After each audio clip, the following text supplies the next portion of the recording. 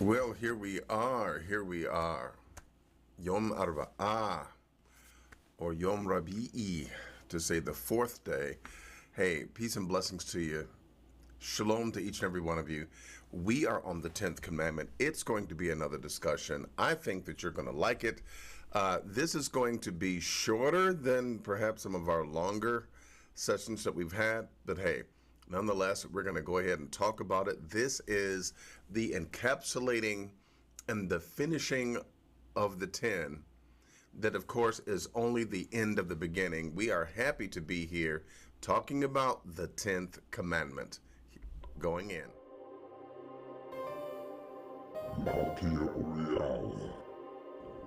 See, I have this day set thee over the nations and over the kingdoms, to root out and to pull down, to destroy and to throw down, to build and to plant.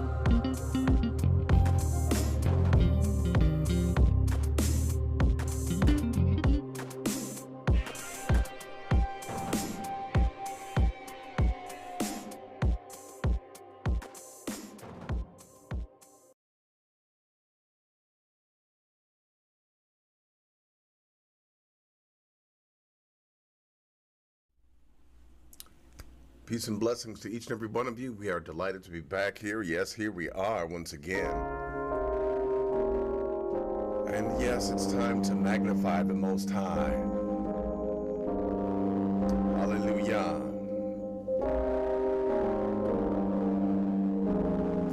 Let's look away to Him. He's blessed us to be here.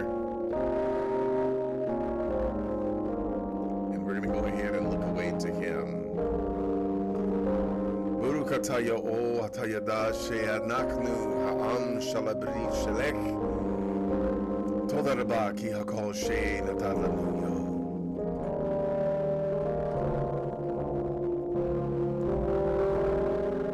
We thank you, we praise you, we bless you. We glorify you. Thank you for this time. This moment where we talk about your word, your truth, and we thank you for this opportunity. Our hearts are open before you, and we magnify you. I pray for my brothers and my sisters everywhere. I pray that you join us together as a nation once again, bringing us back into your fold under your covenant. We thank you. We give you the praise, the glory, and the honor. Hallelujah, hallelujah, hallelujah. We thank you. All right, we're going to go ahead and magnify him. Yes, we are. We're going to give him praise, magnify him because he is worthy.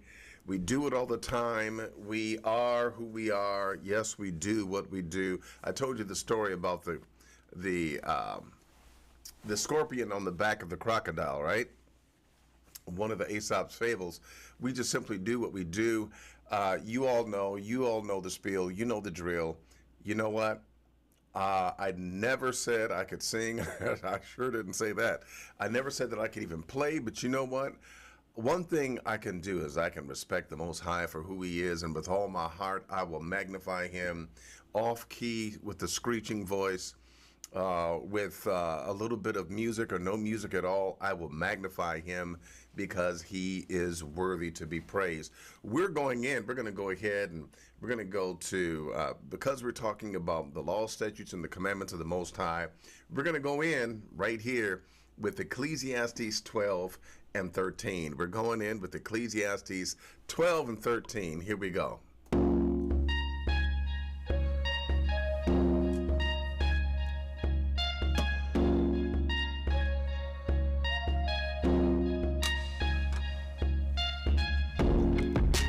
Let us hear the conclusion of the whole matter. Fear Elohim and keep his commands, for this is the whole duty of man.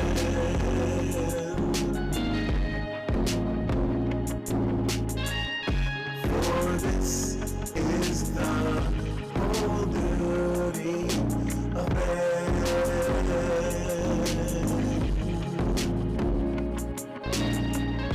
For this is the whole duty of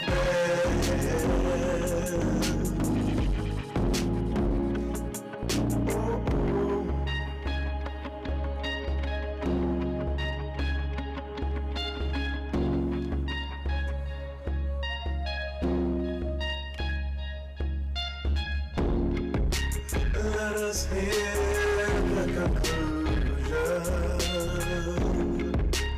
of the whole matter. Fear Elohim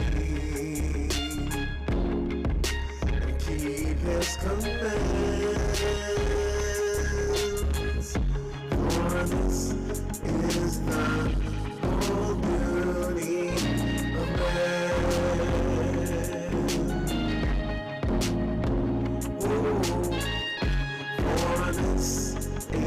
For this is the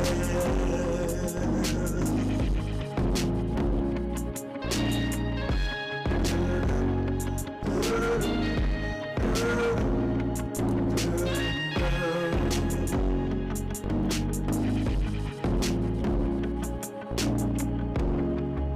Let us hear the conclusion of the whole matter. Fear Elohim and keep his commandments, for this is the whole duty of man.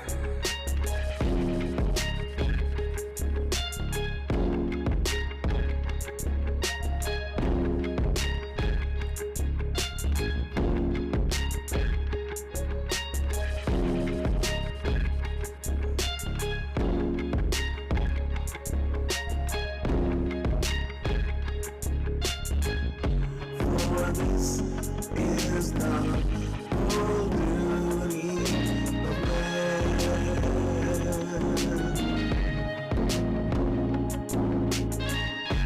For this is the whole duty of man.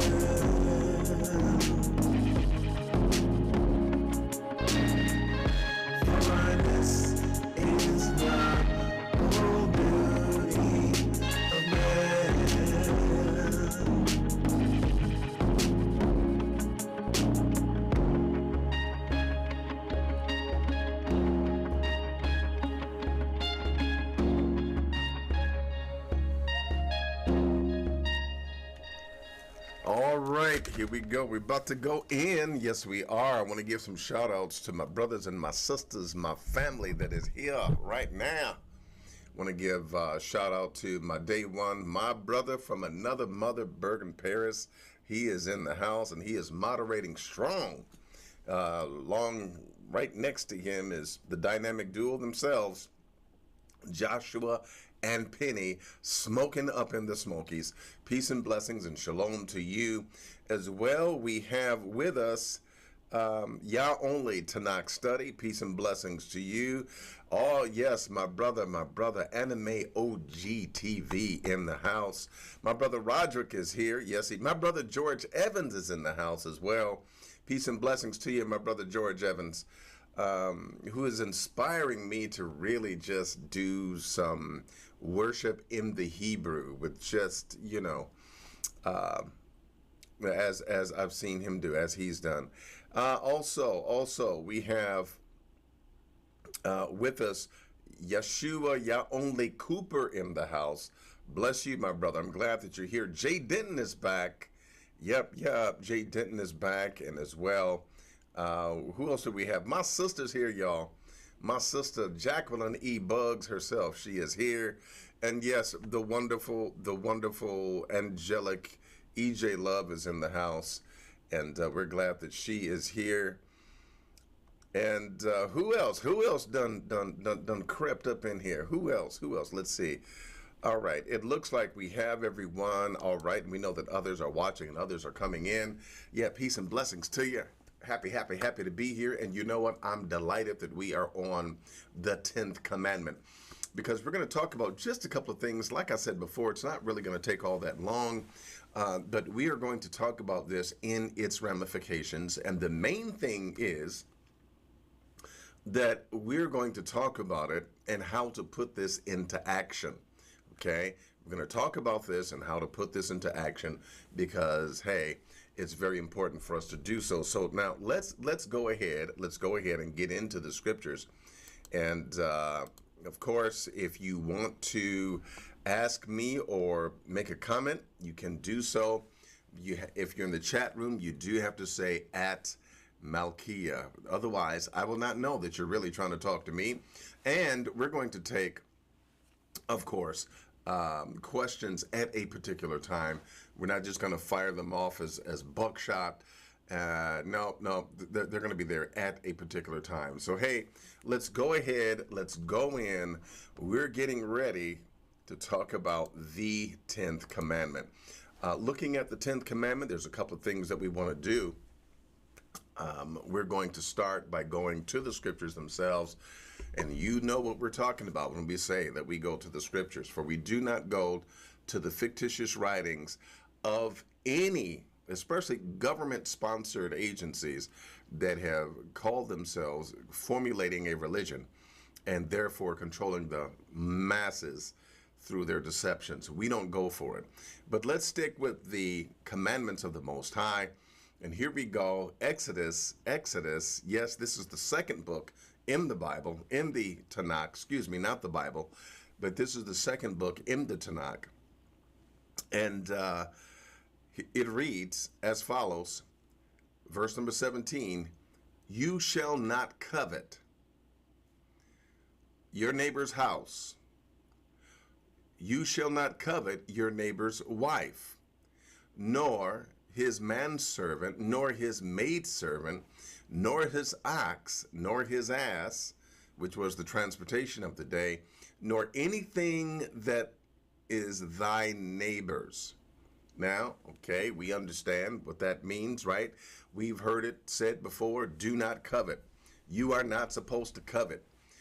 What does that mean, to covet? You are not supposed to covet. Shame on you for coveting. Oh, are you coveting what someone else has? And many a times we've looked at this and said, well, we're desiring what someone has, right? Oh, and it's wrong. I'm not supposed to do that. I'm not supposed to desire anything that anyone else has. Well, that actually is not true, okay? It doesn't mean that you cannot look at something and say, oh, you know what? That's nice. Maybe I ought to switch up and maybe I ought to do something like that. No, we are iron sharpening iron. We are our brothers and our sisters' keeper. And so, yes, there's going to be times where we influence the lives of others and we influence the actions of others. And there are times when you are going to be used to bring someone into a better position. They're going to look at you and they're going to say, you know what? See, that's the way I need to be, or that's the way I need to dress, or man, that's the way I need to work out. So you are being an influence. For each and every one of us at any given moment, you are either being an influence to someone else, or either you're being an influence to someone else or you are being influenced by someone. Okay? There is a time too where you just relax and be like, look, I don't care what nobody doing. But for the most part, we influence each other on a daily basis, right? It could be the way that you talk or the way that you form your words, or it could be just something that you do just a little bit differently than someone else. Well, see, that's all fine. And if you learn from someone else, right, which that's what mentoring is, that's what modeling is, you're supposed to learn from someone else, right? Which means that you are going to emulate them. You're not biting their style just because you're learning from them and saying, hey, I really want to, I could really learn something from you. But this coveting is actually a little bit different. In fact, it's a lot different. It's a lot different than just saying, you know what, I admire what that person is doing, okay? I admire what that person has. I admire how they keep their yard or how they keep their home or how they keep their home clean. All of that is good. No one's talking about that. This is not a law against you admiring something that someone else has, okay? As long as it is true admiration and not admiration mixed with deception, okay, as you try to get what they have. In other words, take it from them, okay? So when we take a look at the 10th commandment, I want you to notice some things as we dig into this particular commandment. I want you to notice something. In the beginning of the 10 commandments, we started with the Most High, okay? The Most High was the primary focus of the 10 commandments. Even the first commandment, he was the main focus at hand. Notice what it reads here. And Elohim spake all these words, saying, I am Yah Eloheka, which have brought you out of the land of Egypt, out of the house of bondage. You shall have no other Elohim before me. Okay? And so it begins with our Elohim. It begins with the Most High. But guess where it ends? It ends with us in verse number 17 that we have just read, which says, you shall not covet. So here we see where there is a line, if you will, or a flow to the things of the Most High, that they begin with the Most High and they end with us. Now listen, I'm going to say something right here. This is a lesson that I feel like many people need to get. I'm talking about those who call themselves spiritual or those who call themselves religious. I don't care what your denomination is. I don't care what you hold to. Here is the end result. I don't care how wonderful a revelation is. I don't care how spiritual you are. I don't care how good you feel about your spirituality. I don't care how much faith you have. I don't care how good you could sing. All of those things mean absolutely nothing. If you have revelation and you're so close to the Most High, ooh, I'm so close to him. Listen, it means absolutely nothing. If those things that come from what we call Hashemayim or heaven, it means absolutely nothing if those things that come from heaven do not reach earth by means of your hands, your feet, your actions, your speech, and the very life that you live. It means nothing. You talking about your Israel, you talking about your set apart and chosen of him, it means nothing if you don't demonstrate it in the earth. It means nothing if you don't put it into action. It means absolutely nothing. Are you backing what you're yakking?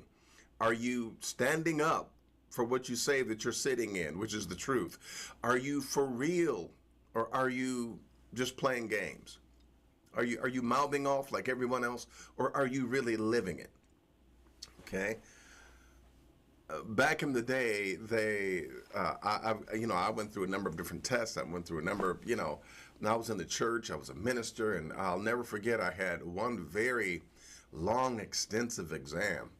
My goodness, you talk about a thorough exam. They asked us everything and talk. We had to, spit out the names of then the Bible, book by book. And I mean, they grilled us left and right. And I'll never forget one of the ending questions, because they knew how preachers were, and one of the ending questions was, well, which one of these are your weaknesses?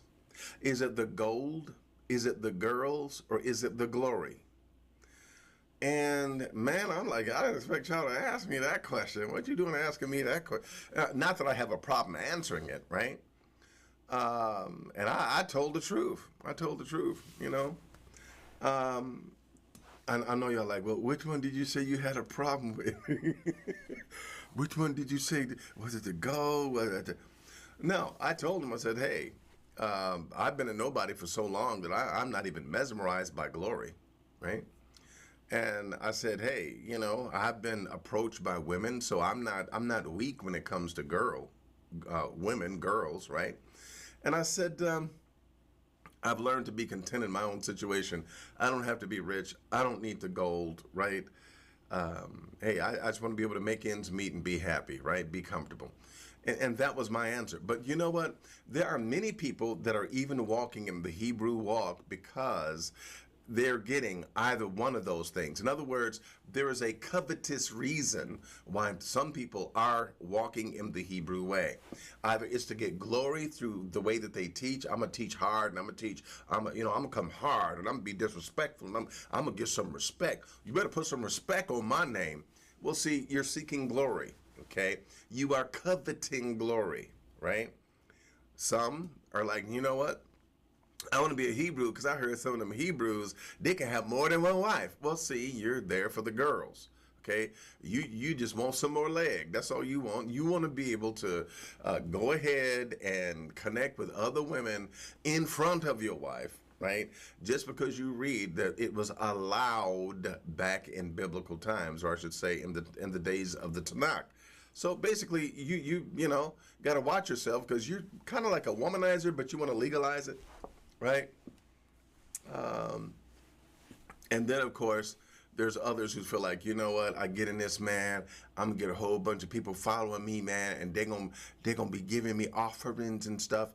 I mean, I have heard from some people who have lives on YouTube, and they said, well, hey, this is great. I get, X amount of thousands of dollars every week when I come on.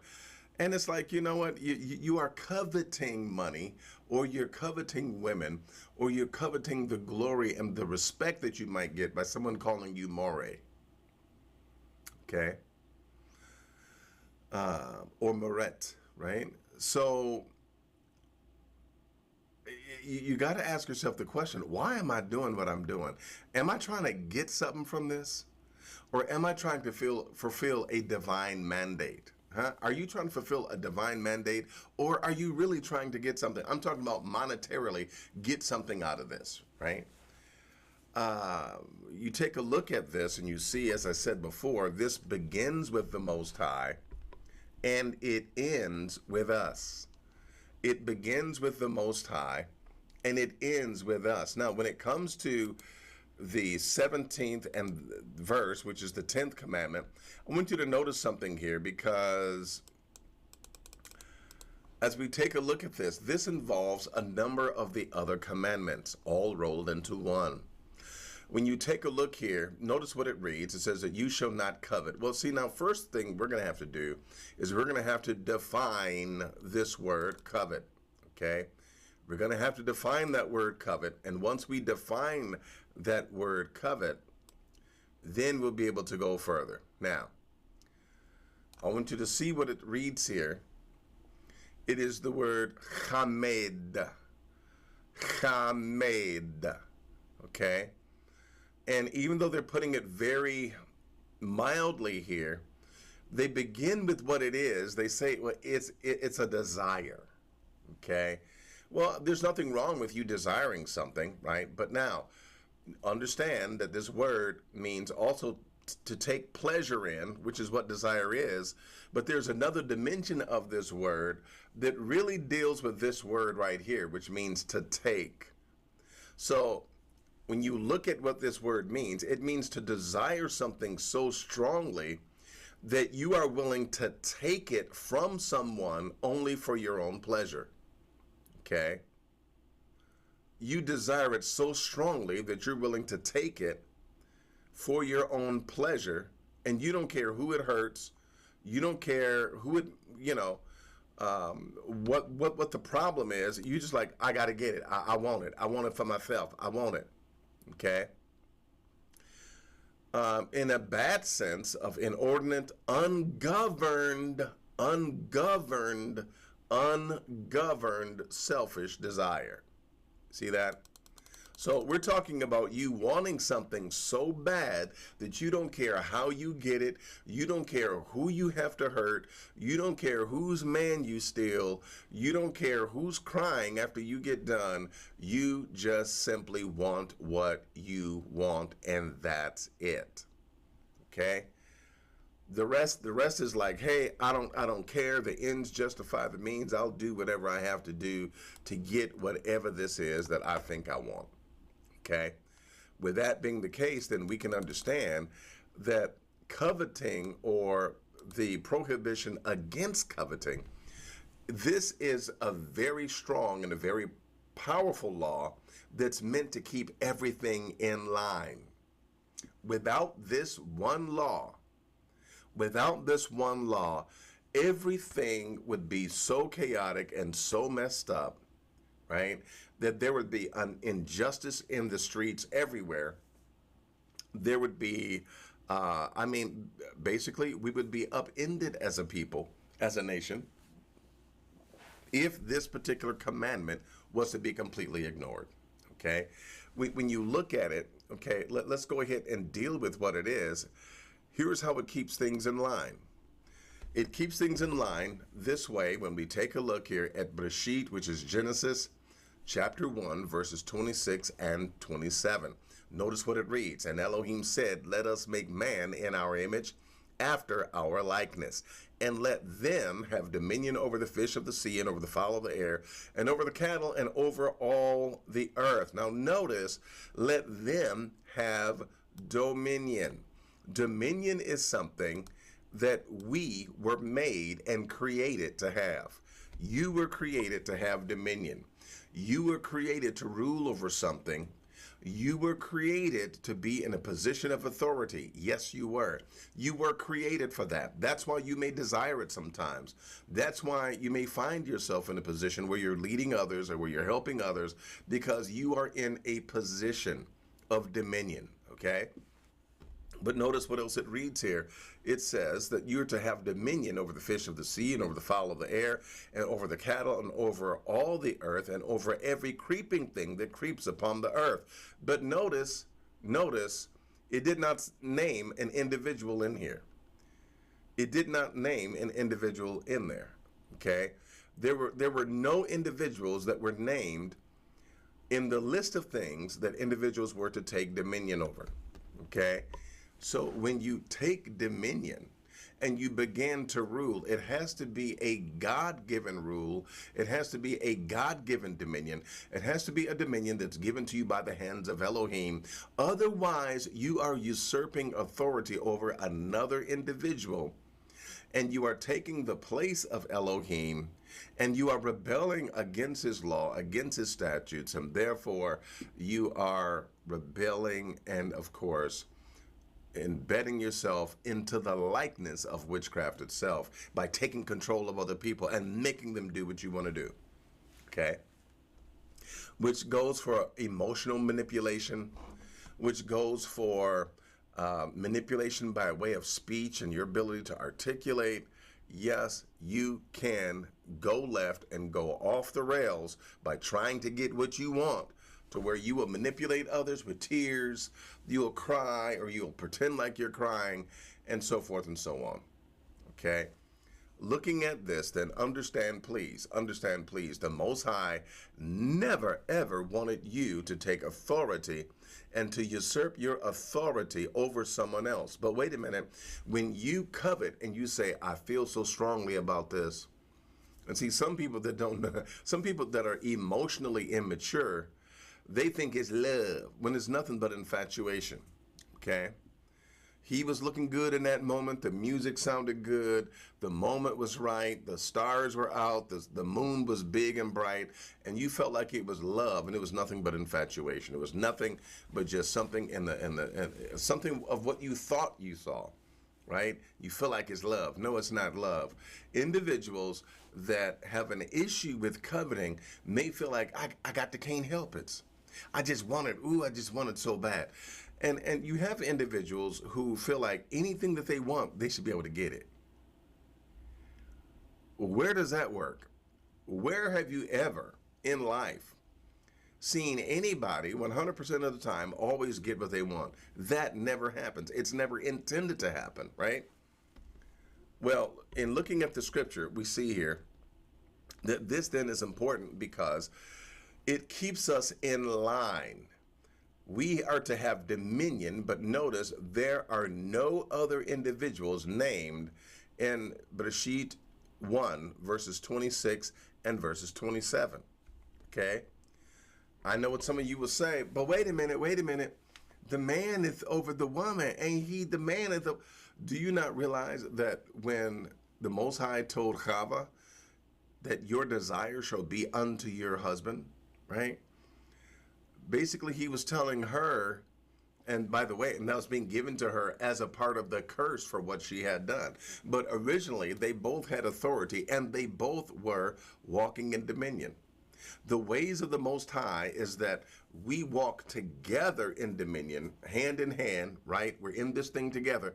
Not me putting my foot on your neck saying, woman, you better do what I say, when I say it. Okay?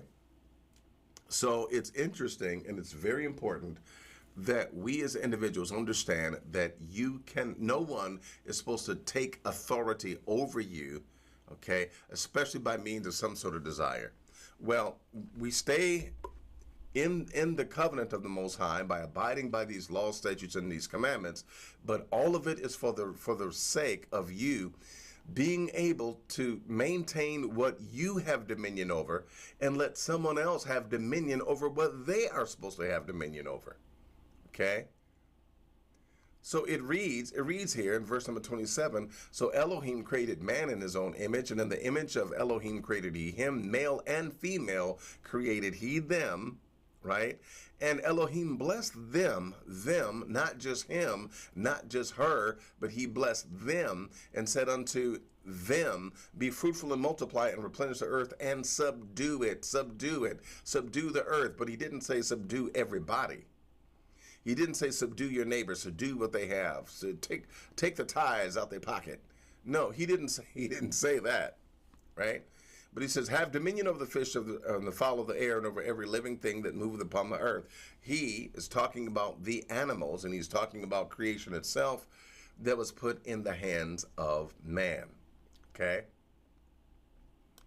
So then we see here that the 10th commandment actually helps us to do something that is very important.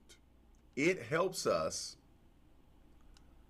to be able to make absolutely sure that we are not violating the principles of the Most High. And guess what? That when it comes to having dominion and doing what we need to do, it helps us to stay in our own lane. Stay in your own lane. What I have is none of your business. What I'm doing is none of your business. Where I'm going is none of your business. Let's say that you have dominion over your stuff and I'll take dominion over my stuff. We can come together and be brothers. We can come together and be family. We can come together and be a nation, right? But I am not to subdue what you have. What you have belongs to you and to you alone. I am not to subdue what you have. That what you have is none of my business. At best, the most I can do is I can admire what the Most High has done for you, and I can celebrate with you, and I could say, hey, you know what the Most High did for you, that is absolutely wonderful, right? And so, hey, I'm just going to go ahead and I ain't even worried about it, right? I'm just magnify the Most High, and I'm going to just let him bless me with what he wants me to have, right? So many people feel like, you know what, they have to, because they do not know how to produce, they feel like the only way that they could gain is by taking something that belongs to someone else, okay? So really, when someone takes something from you, they are really witnessing and testifying to their own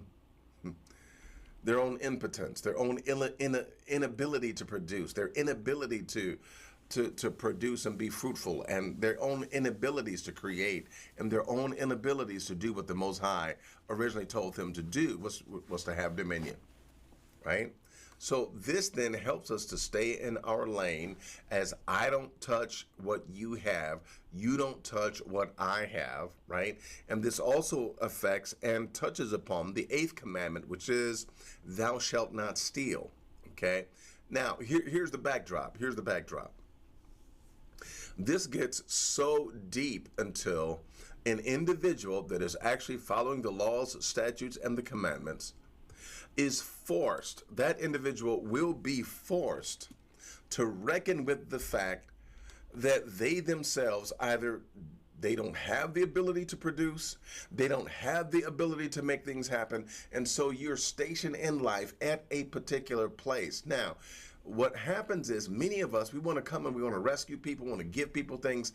Listen. I'm not saying don't give. I'm not saying don't give to those that are in need. But what I am saying is, sometimes you do have to allow a person to be in their situation so that they can see what level they are truly on, and not come to their rescue or try to change things for them, but let them see that, look, the actions that you've been, committed to, and your habits and the things that you've been doing, guess what? It's gotten you right where you are right now. And so you need to understand that this is your situation. This is your position. Okay? This is your position. This is where you're at. And this has come by the works of your own hands. Now, that can be a bitter pill to swallow. That can be listen, you talk about a rude awakening. When you realize that your place and your condition where you are right now is by the works of your own hands and by your creation, where you have agreed with the Most High and where you disagreed with him, you have created your own situation right where you are. And so for someone else, okay, to allow you to take what they have is a disservice to you, because you're never going to learn where you're supposed to be. You're never going to learn your level. You're never going to learn your lane if everyone keeps allowing you to take what they have or to get out of your lane, and you're all up in other people's business. That is a disservice to you. That is a disservice to you. When you are able to take care of your own and deal with your own stuff, right? And deal with your own ish too. You know what I mean? Listen, there are a lot of times where, look, I have to confess, and I say, you know what, dude, you really messed that up, right? You really messed that up. And then I got to own it, and then you do the work. You do the work. You do the work. You do the work. Okay?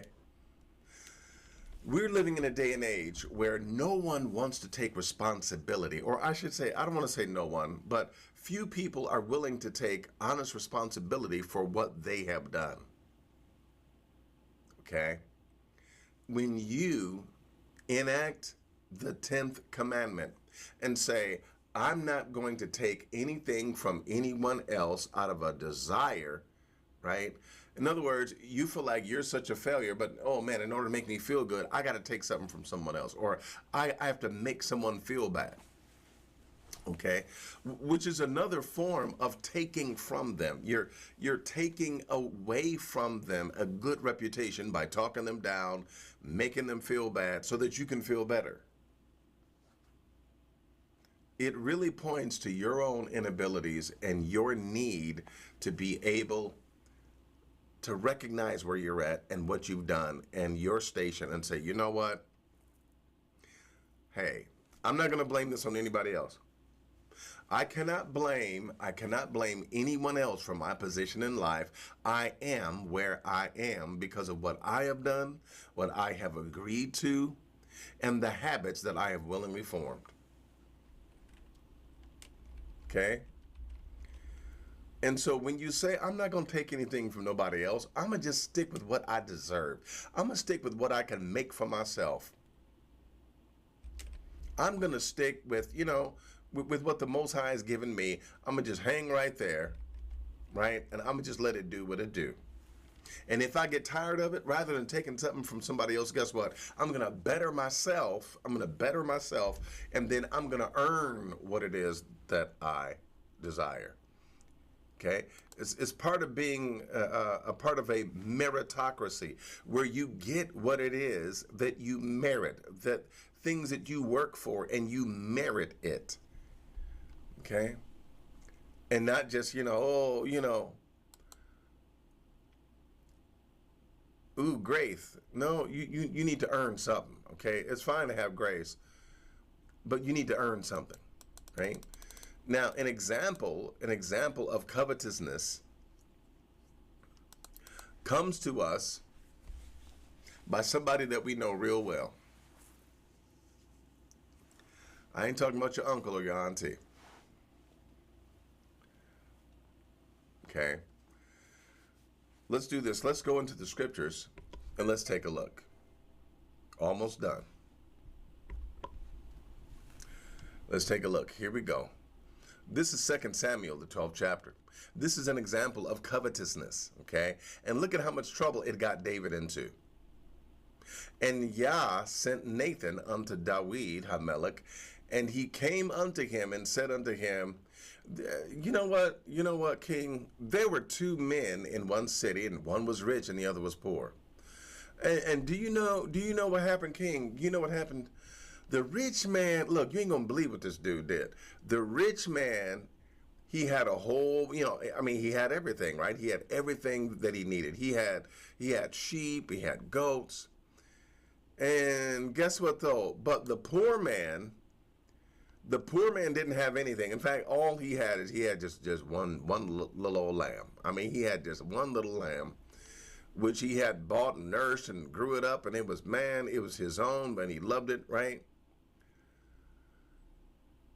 And he says, and there came a traveler to the rich man, and you wouldn't believe what this rich dude did. Now, this rich dude that had everything, you ain't gonna believe what he did.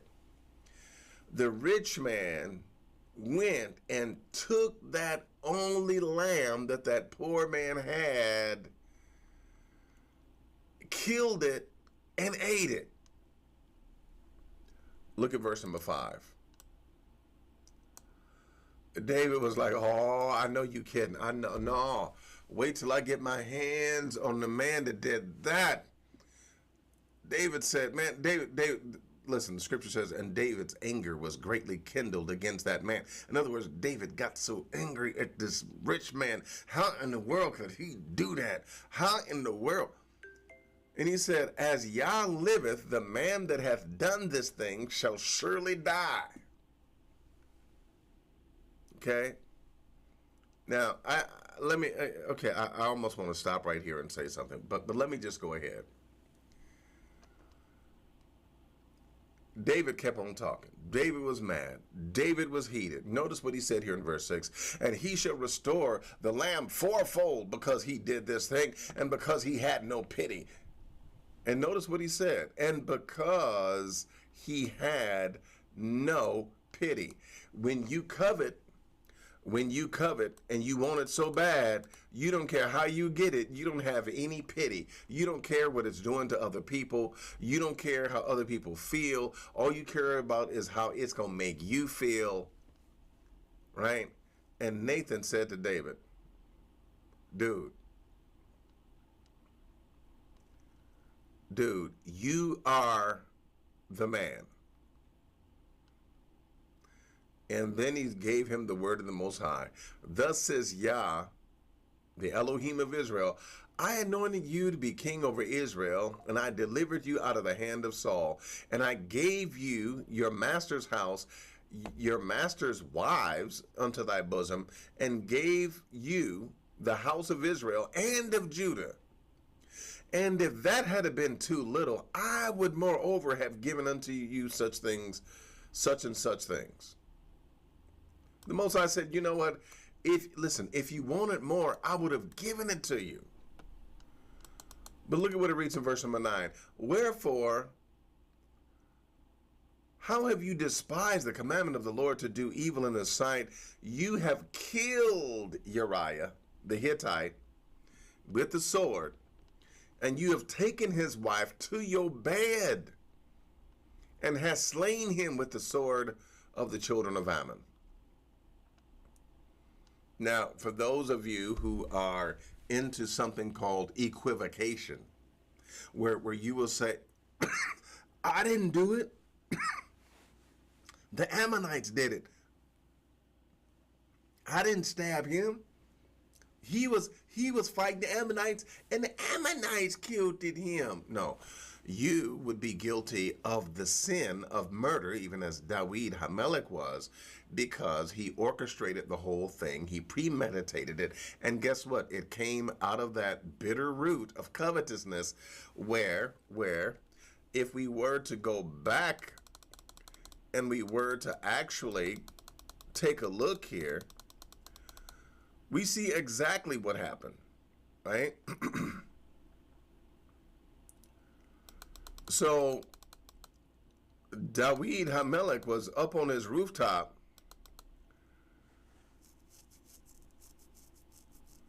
and he saw Bathsheba taking a bath. And Dawid Hamelech, who had as many women as he could possibly want, ended up taking Uriah's wife, Bathsheba, who apparently was beautiful, because David took one look at her and said, Lord have mercy. And he got beside himself. David got beside himself, and he took Bathsheba. Okay? Took Bathsheba unto himself. And here we go. And it came to pass, after the war was expired, at the time when kings go forth to battle, that David sent Joab and his servant with him and all Israel, and they destroyed the children of Ammon and besieged Rabbah. But David tarried still at Jerusalem. I'm going to stay home tonight. I'm going to just, y'all going, I'm going to just stay home tonight. Look at verse number 2. And it came to pass in the evening tide that David rose from off his bed. Man, I done had just a good nap, man. I had me such a good nap. Oh, let me go on out here to the porch and see what's going on. Let me look. And walked upon the roof of the king's house. And from the roof he saw a woman washing herself. And the woman was very beautiful to look on. Okay. And David sent and inquired of the woman. And one said, is not this Bathsheba, the daughter of Eliam, the wife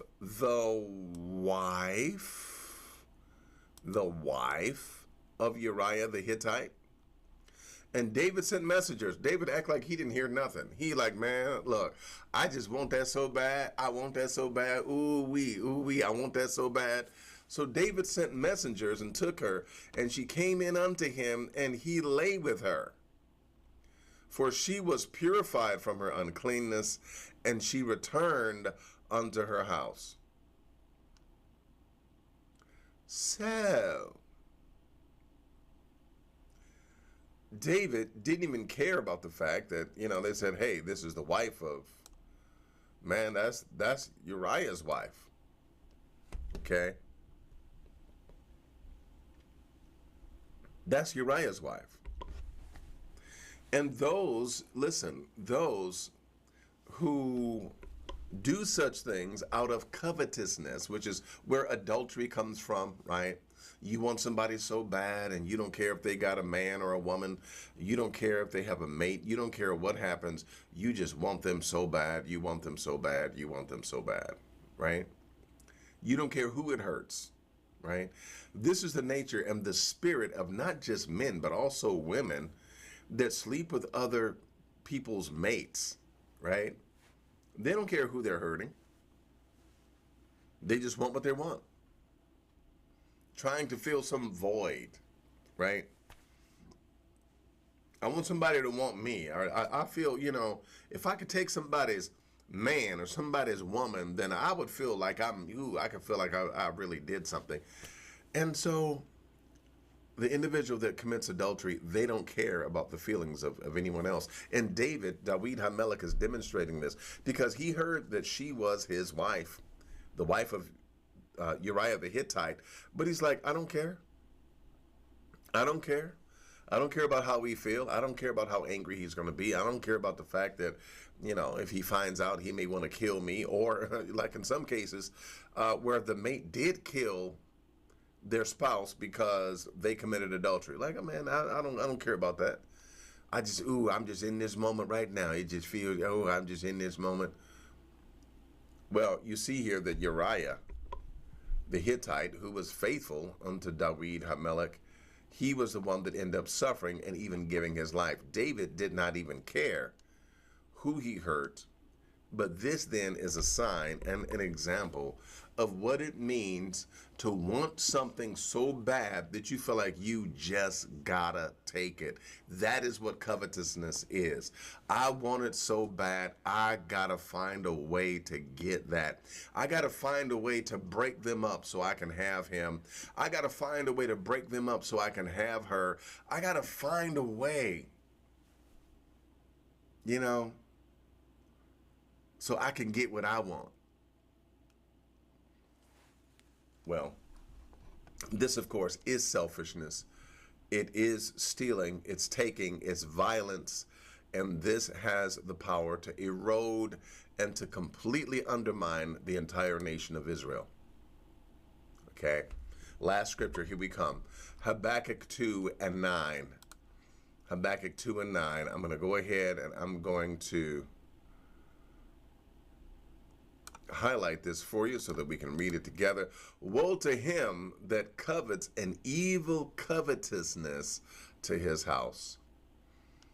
Woe or destruction to him that covets an evil covetousness to his house, that he may set his nest on high, that he may be delivered from the power of evil. In other words, I got to do this so that I don't suffer, evil. Okay? Notice what it reads in verse 10. Thou hast consulted shame to thy house by cutting off many people. You don't care who you hurt. You cut people off. You do people wrong. But guess what? Those things end up boomeranging and coming right back to you because you are coveting. Right? What happens when someone does the same thing to you? Right?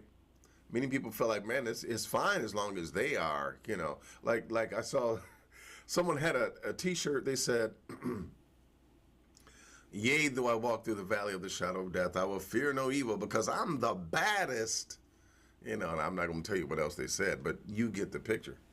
Well, what happens when you meet somebody badder than you? What happens when you meet someone that's more of whatever it is that you are, right? Which is why the Most High has given us these laws, statutes, and commandments that we might stay in our own lane. If you take something else that you don't deserve, you are doing a disservice to yourself because you didn't merit that, you don't own that, and guess what? It's not going to stay.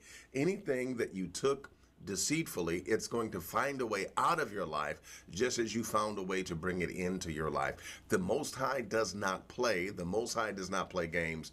He wants us to understand that this is a spiritual and natural meritocracy, that you get what it is that you deserve, right? And I know many of you will make me quote Ecclesiastes 8 and 11, that because the sentence against sin, because I know some of you may say, well, there's wicked people that get what they don't deserve. Well, Ecclesiastes 8 and 11 says, you know what? Because the sentence against sin, it is not acted upon speedily, men's hearts are persuaded to do evil, to do wickedness. And with that being the case, yeah, they think that they've gotten away with it, only to realize later when the chickens come home to roost that guess what? They have to pay for everything that they have done, which is why it is best to do the right thing and to walk in the laws, statutes, and the commandments of the Most High. I'm going into the chat room. I'm pretty much done with what I want to say about the 10th commandment. We're going to leave it right there. I could say more, but we're going to leave it right there. And as we leave it right there, yeah, let's do this. Let's do this. I'm now opening it up for questions, if you have a question. And I want to thank my brother Gilbert for helping us out. Thank you, my brother Gilbert, for helping out and for giving us the gift that you did. Thank you very much, my brother. I want to say as well that if you have a question, post it. What I'm going to do is I'm going to pause for just a second. And guess what we're going to do, y'all? I'm going to get something to drink. And then we're going to go right on ahead, answer whatever questions you have. And then I'm out. Here we go.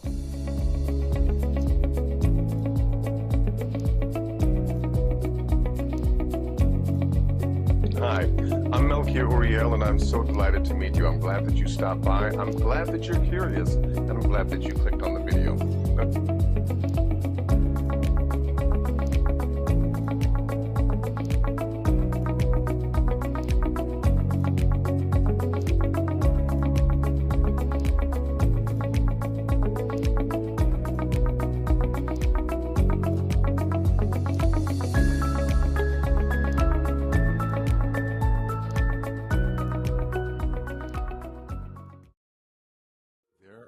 Increasing numbers of Hebrew Israelites all over the world, from Asia to Africa, from Mexico to Germany. There are Hebrew Israelites that are coming together as a nation and as a family, and you are needed. You are needed to take your place as the educator of your families, your sons, your daughters.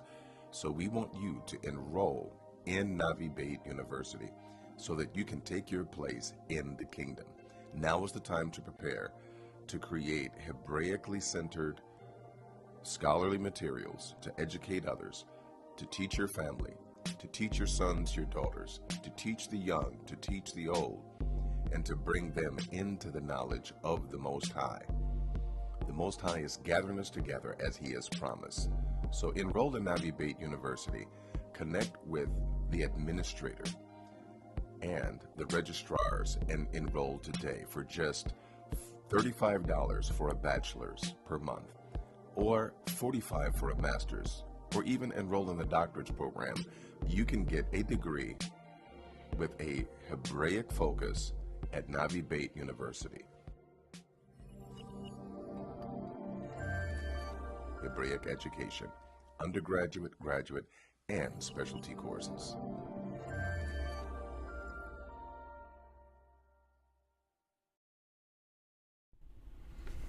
All right, we're back. You know, and thinking about covetousness, and I'm thinking about actually being content with what you deserve and with what you have done for yourself. Words to one of the songs of Damani comes to mind, where he says, "I use my own shirt to wipe my sweat and my tears." Basically, I use my own shirt. I'm not looking to get anything from anyone else. I will take care of what I have to take care of with what I got. And the Most High will bless me. If I don't have enough, He will bless me with what I need. So, peace and blessings. My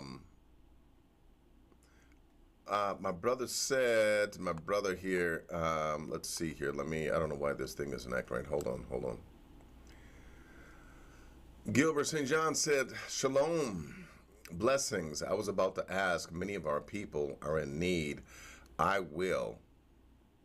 Okay, and I think he says, "I will bless the Most High." Well, peace and blessings to you, my brother. I'm glad that you are here. If you have a question or you have a comment, now is the time. Hey, we will just go ahead and, I see other people that are here. My brother Gilbert came in. Peace and blessings to you, as well as, who else did I see? KOI Oklahoma, peace and blessings to you. Breezy's girl is in the house. It's peace 9 and blessings o'clock. to you as well. And yeah, you're right. Bathsheba was in that moonlight. right? And man,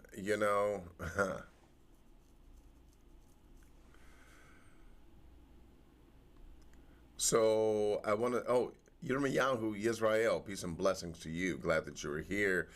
And I think I got everybody. I think that's everybody. All right, all right. Okay. Peace and blessings to each and every one of you. I think I got everyone. Um, okay. You know what? I think we're doing pretty good. I don't see any other questions. So hey, I think that we've done good. I'm gonna go ahead and we're going to go ahead and sign off for now. Peace and blessings to each and every one of you. This has been the Ten Commandments. We have gone over them, given you a brief introduction of them, and we would like for you to understand that it is the covenant of the Most High. Just before I go, I will read this scripture and then we will be out and you can enjoy the rest of your evening. And thank you very much. Let's go here to Deuteronomy, and we're going to go to 4 and 13, which reads, talking about the Most High, increasing numbers of Hebrew Israelites all over the world. Oh, y'all haven't seen that commercial. You don't need to see that again. Hold on. There we go. There we go. And Yah spake unto you. Yah spake unto you.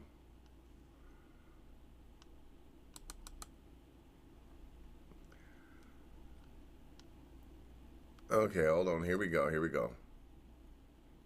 And he declared unto you his covenant, okay, which he commanded you to perform, even, notice covenant, he commanded you to perform the covenant, even 10 commandments. And he wrote them upon 2 tables of stone. We have gone over the 10 commandments because it is an encapsulation of the entire covenant that the Most High has given us. He's given us this covenant that we might walk before him and receive what he has for us, but as well that we might be a nation. So we need to embrace these commandments as well. We need to love our brothers and our sisters and join together as a family. This is what we need to do in order to bring about the healing that is necessary and to bring about the wisdom that we need in order to continue. So peace and blessings to you. What I'm going to do as I check one last time, let me give you guys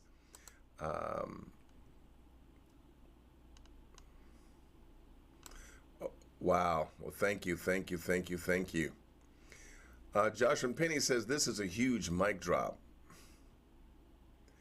Yes, and by all means, please join us, Shabbat morning coffee. And hey, we appreciate you all. We love you. And you know what? Without any further ado, I guess we're good. There are no questions to answer, so here we go. We're going to go ahead and we're just going to go ahead and say, hey, shalom, shalom, shalom, shalom. Yah willing, we will catch you for, yes, Shabbat morning coffee, and we will catch you.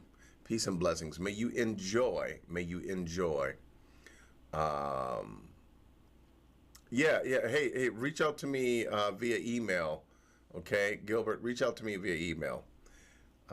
All right, well, peace and blessings to you, and hey, may the Most High smile upon you, may the Most High bless you, and hey, we are out for now. Shalom.